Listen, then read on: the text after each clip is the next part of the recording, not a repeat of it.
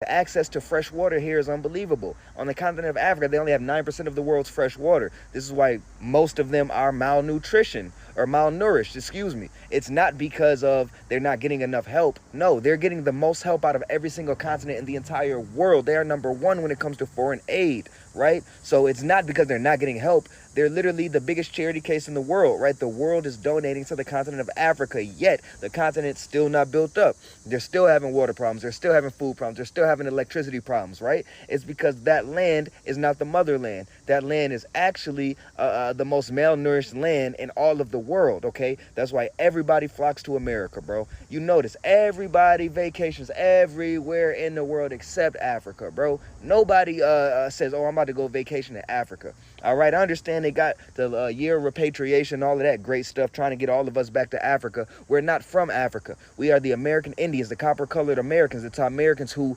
Christopher Columbus and the many explorers found when they got here. All right?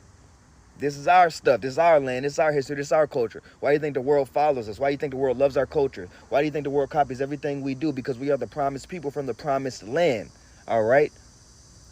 Period. Welcome to the cookout. He's right. Well, on some points, he's right. Of course, Africa is the number one charity case all over the world. That's what he said. And it is true. Africa is the number one charity case all over the world. But he failed to acknowledge the fact that Africa is also the number one most exploited continent in the world. And he also said Africa is running on foreign aid. And that's true.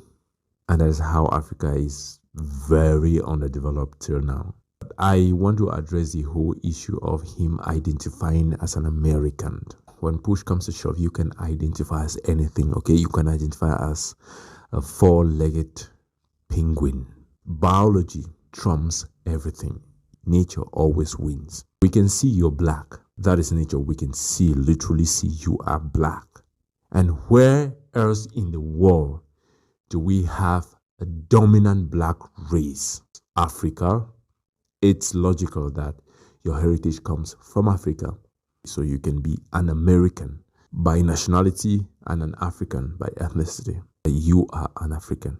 You have an African heritage. You have an African ethnicity in you.